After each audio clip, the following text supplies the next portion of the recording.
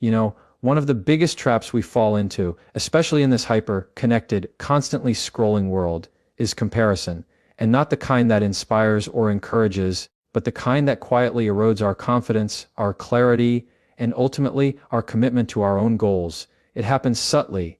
You see someone else winning, getting the promotion, buying the house, launching the business, going viral, and you start questioning your own pace, your own path. That voice creeps in, why am I not there yet? What am I doing wrong? Should I be doing what they're doing? Let's slow that down for a second, because what we're really doing when we compare is robbing ourselves of presence, of focus, of energy.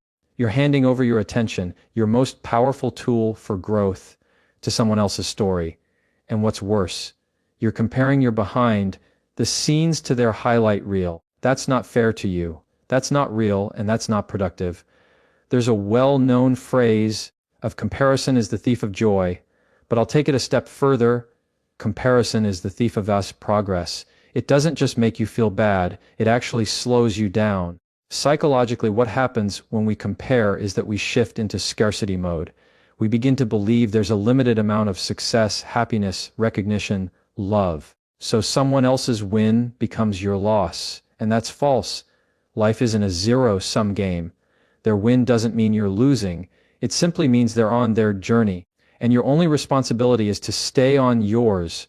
The truth is, most people don't fail because they aren't talented, smart, or capable. They fail because they get distracted. They spend more time watching others climb than climbing themselves. Think about that. How much mental real estate do you rent out to comparison? How often do you derail your own progress because someone else's success makes you second-guess your strategy? And look, I get it. We all want to feel seen, validated, affirmed.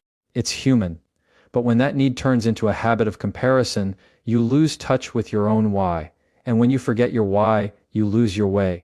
The moment you start chasing someone else's version of success, you begin abandoning your own purpose. That's where the detour begins. That's how people wake up years later wondering how they got so far off track. Not because they didn't have potential, but because they were too busy measuring their worth by someone else's journey.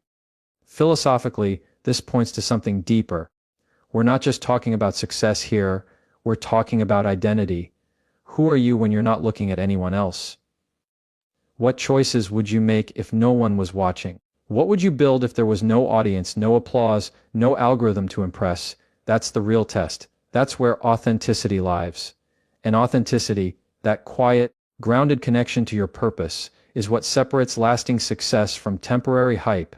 You see, when you focus too much on others, you abandon your own narrative. And when you abandon your narrative, your goal becomes reactive instead of intentional. Instead of leading your life, you start responding to everyone else's. That's not freedom. That's a mental prison.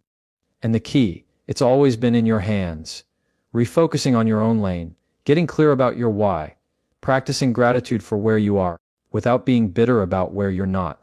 Now, let's talk practically for a second, because shifting out of the comparison trap isn't just about mindset, it's about management. You have to manage your inputs.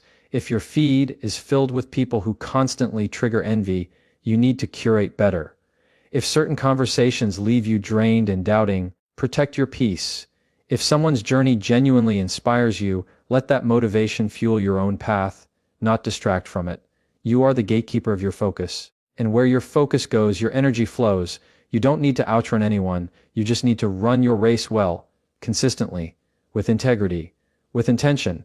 That's it, because success, real, sustainable, fulfilling success, isn't loud, it's not flashy, it's not always visible from the outside. Sometimes success looks like discipline, like showing up when it's boring, like taking the call, writing the plan, doing the reps, even when no one's clapping. That's the kind of focus that builds something worth celebrating. And the best part, when you get clear on your own mission, other people's success doesn't intimidate you. It inspires you. You stop seeing them as competition and start seeing them as proof. Proof that it's possible, that there's room, that it's worth it. So let's cut through the noise. Let's reclaim our focus. Let's stop watching the scoreboard and start playing the game. Because your goal, your dream, your vision, your legacy deserves more than your leftovers. It deserves your full attention. And here's what I'll leave you with ours. You cannot master your purpose while measuring your progress against someone else's. Stay in your lane. Honor your path, and let your focus be louder than your doubt. When you decide to pursue a goal, really pursue it, you have to understand one simple truth. Not everything or everyone can come with you. You can't chase your dream with one hand while holding on to distractions with the other. Focus, real focus, is not something that happens by accident. It's an act of intentional war against everything trying to pull your attention away. Because in today's world, distraction is the default. Focus is the resistance. Think about this. We live in a time where everything is demanding your attention. Notifications, opinions, updates, expectations, criticism. You don't even have to look for it. It finds you, and if you're not grounded in your mission, you will get pulled into that current. You'll start reacting instead of creating. You'll drift instead of drive. And before long, your goal, that vision you had, the one that gave you chills when you first imagined it, becomes blurry, out of reach, lost in the fog of everything that doesn't matter. Tunnel vision is not a flaw. It's a discipline. It's a skill.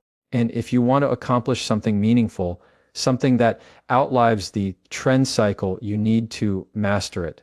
That means silencing the noise, not because you're being arrogant, but because your dream is too important to be diluted by distractions. Let's break this down a bit deeper. Psychologically, your brain is wired for efficiency. It wants to conserve energy. That's why multitasking feels productive but rarely is. Every time you switch from one task to another, from your goal to someone's opinion, from your plan to your fears, from your calling to your comfort, you pay a cost. There's cognitive residue left over from that shift, and that residue builds up. Over time, you're not just distracted, you're depleted. Now apply that to your goals. Imagine trying to build something, a business, a book, a healthier life, a mindset shift, while constantly being pulled sideways by drama, doubt, digital noise. You can't go deep when you're being pulled wide. That's what tunnel vision protects.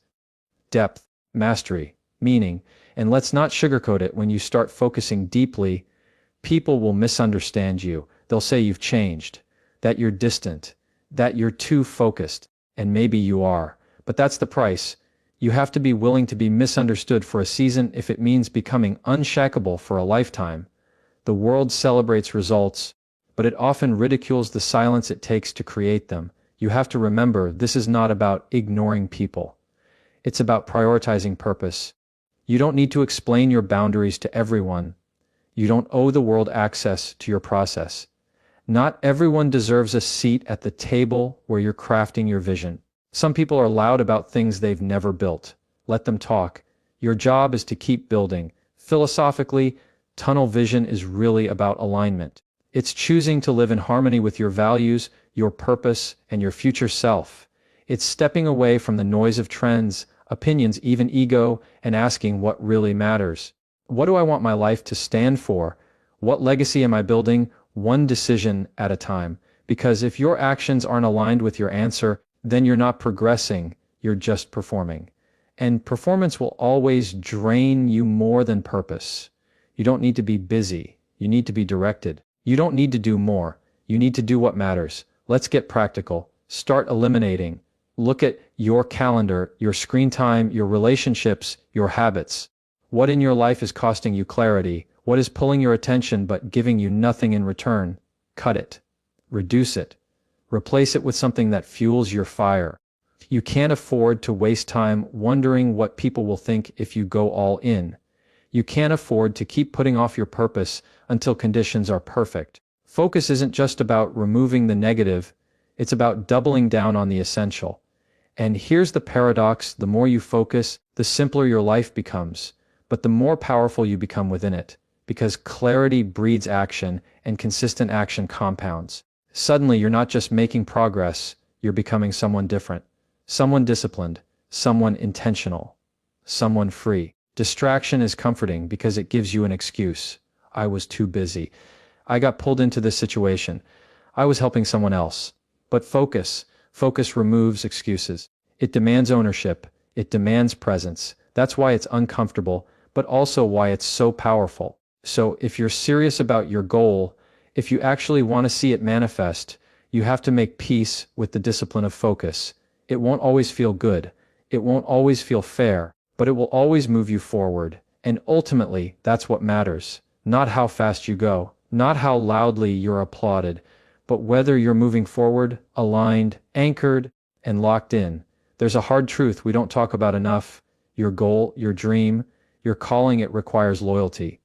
Not when it's easy, not when it's popular, but especially when it's hard, when it's quiet, when no one's clapping, and when you're the only one who sees the value in what you're doing. That's the point where most people quit, and that's the exact moment that separates those who wish from those who commit. We live in a culture addicted to visibility. We want instant results, overnight praise, viral recognition. But the reality is, the most transformative work you'll ever do happens in private. The kind of work where no one is watching, no likes, no validation. Just you, your discipline, and your vision. And that's the moment your loyalty is tested, not to a job or a title,